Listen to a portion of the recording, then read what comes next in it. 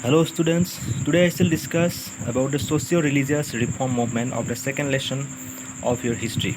Okay, in my last class I discussed about two factors for the growth of Indian nationalism. Okay, that is the development of means of transport and communication, how the transport and communication system was a factors for the growth of Indian nationalism, and first one is influence of Western education.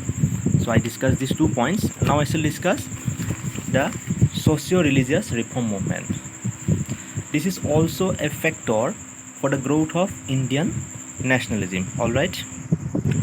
So how this socio-religious reform movement occurred, especially in the 18th century. Okay, in the 18th century, in the minds of some Indian intellectualists, okay, those who were studying in abroad, okay, they inspired by the Western education, okay, and the same way they wanted to apply in Indian society, okay. That means the traditional Indian society was full of hypocrisy, full of some disbelief, some unwanted beliefs, okay, and the minds of the Indian people were very narrow during that time, okay, very conservative, not narrow. It was a very conservative mind, okay.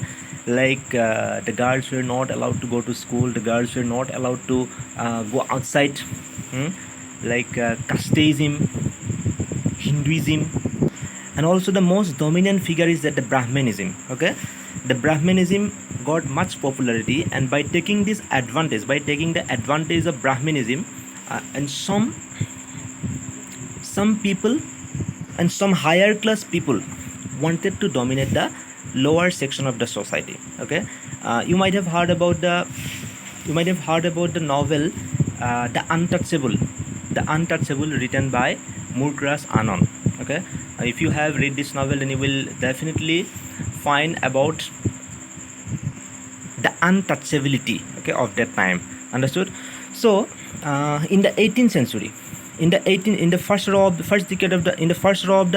18th century, some Indians wanted to spread the modern education, wanted to apply the modern education in Indian society, and they wanted to they thought of reforming the society, they thought of reforming the Indian society, okay.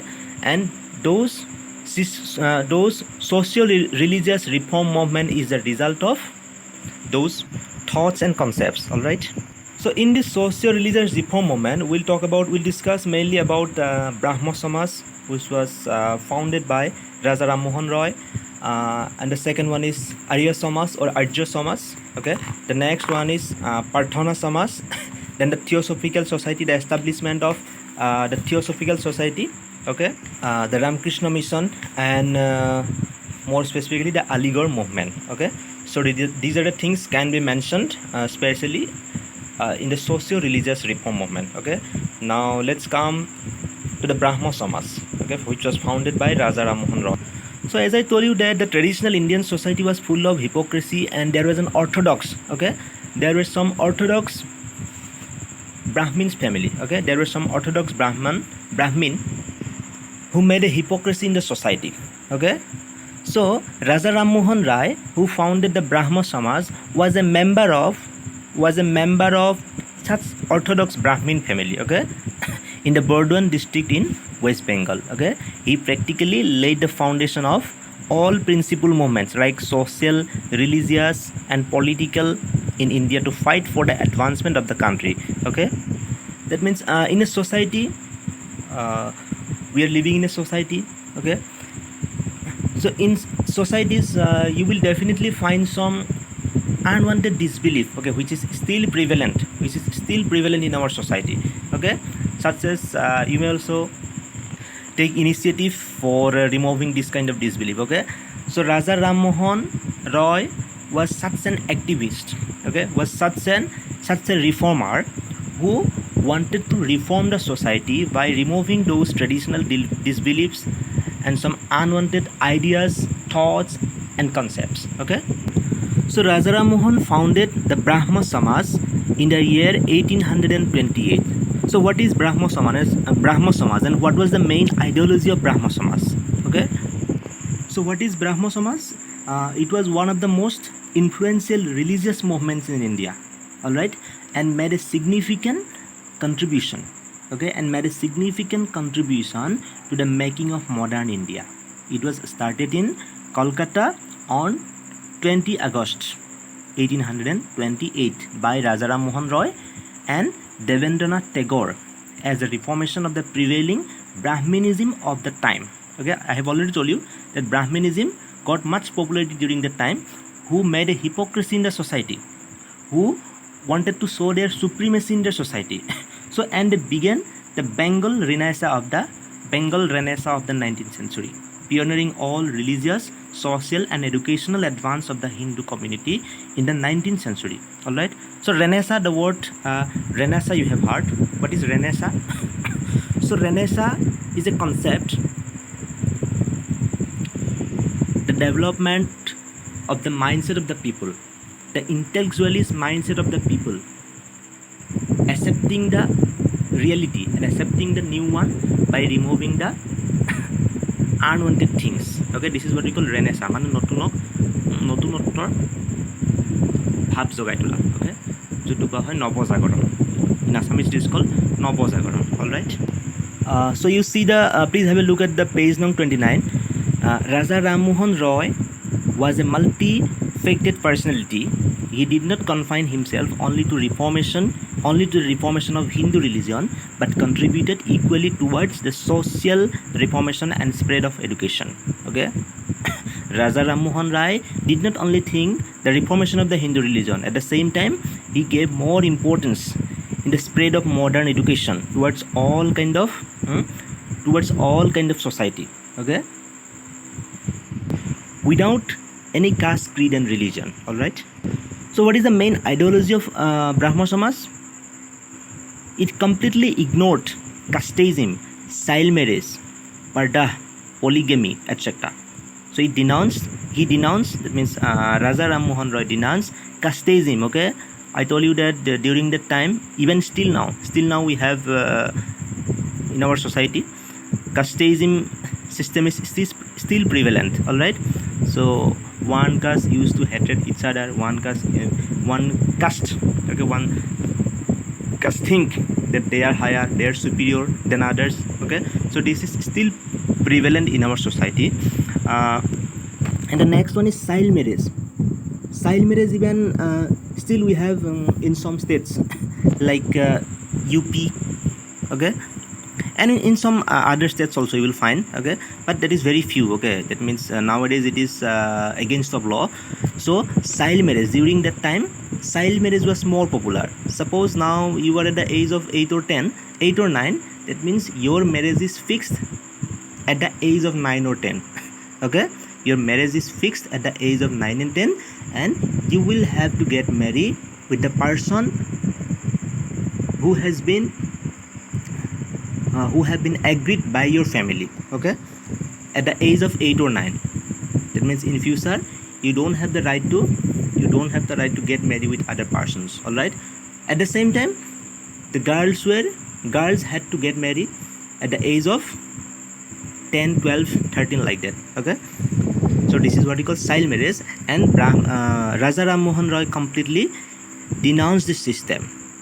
All right. So what is parda? So parda is also spelled as parda. Okay, purda also spelled as parda, and Hindi parda means parda, you know, parda screen. Okay, screen or veil, mane uroni, uroni. That was practice that was inaugurated by Muslims and later adopted by various Hindus, especially in India, and that involves the seclusion of women from public observation by means of concealing clothing, okay, including veil, and by the use of high wealth. Okay, you might have seen that women used to hide their faces by the veil. Okay, মাইকী মানুহবিলাক কি কয়, উৰণিৰে মুখ ঢাকে. You might have seen especially in the Muslim women. Okay, they used to hide all, even. So the Muslim people still they used to hide their faces. Muslim women, they used to hide their faces so that the male so that the persons, okay, so that the male persons may not attract with them, okay, so that they can, so that they can rescue from the public observations, okay. And the next one is polygamy. So what is polygamy? Polygamy is the practice of marrying multiple spouses, okay. That means when a man is married to more than one wife at the same time, the sociologists used to call it polygamy, okay. When a woman is married to more than one husband at a time, it is called polyandry. Understood? So Raja Ram Mohan Rai completely ignored, completely denounced this kind of system. Understood? At the same time, during the time, especially in the 18th century, the sati and widow, okay, sati and widow remarriage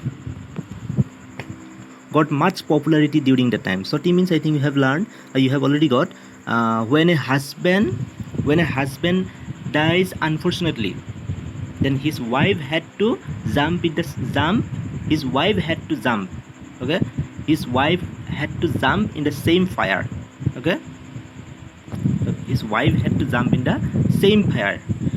And the next one is, so this was very inhuman situation, so Raja Ram Mohan completely denounced this system. And the next one is widow remarriage.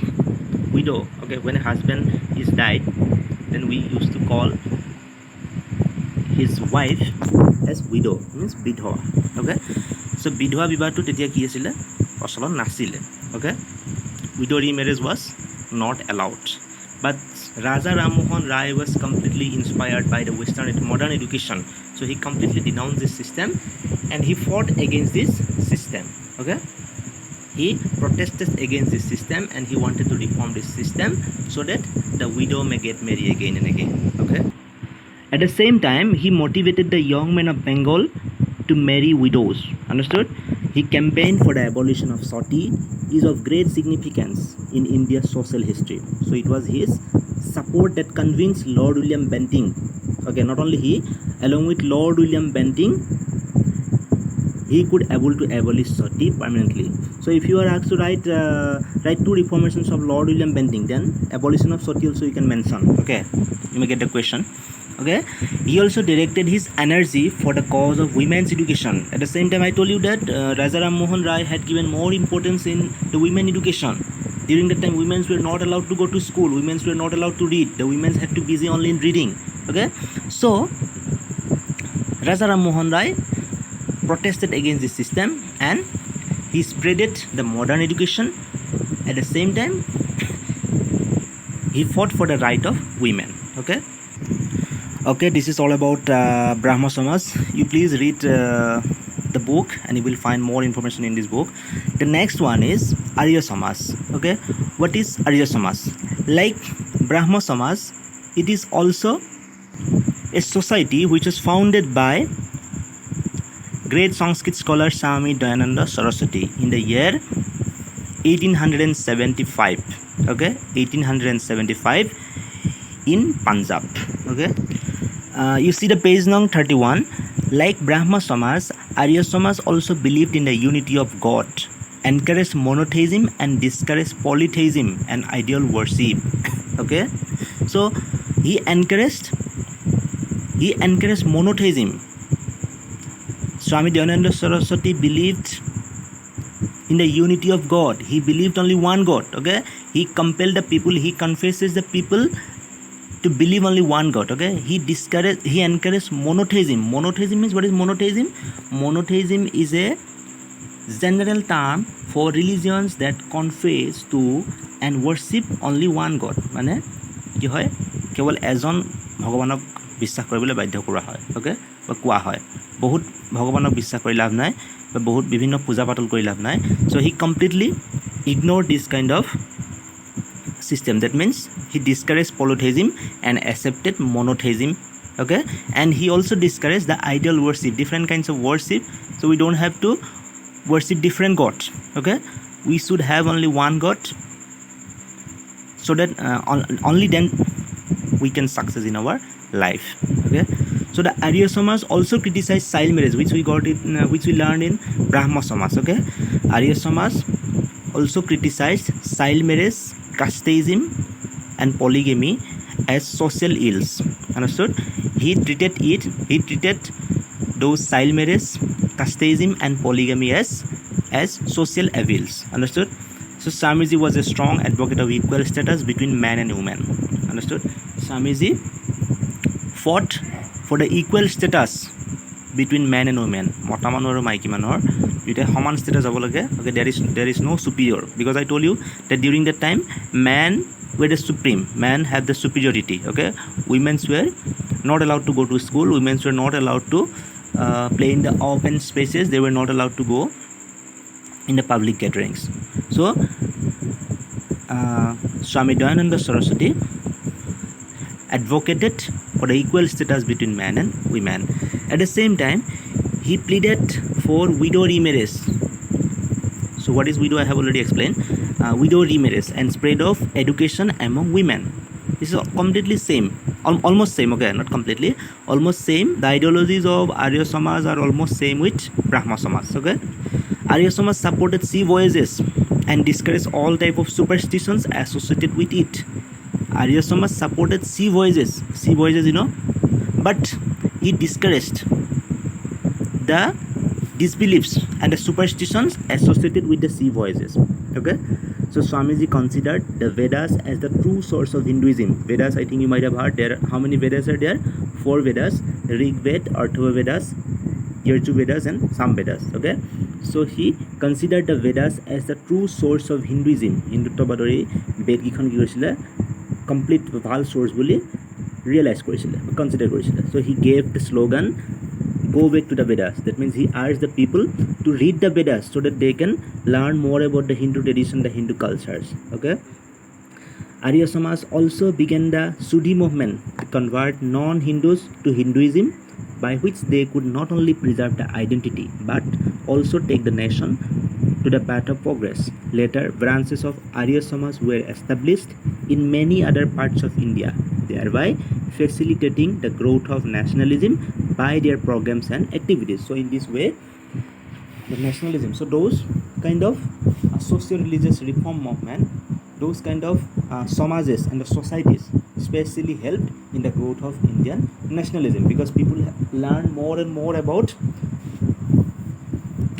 the Indian history, the India's history, India's culture. Okay, so they realize that they should fight against the British, and they should rescue from the British domination.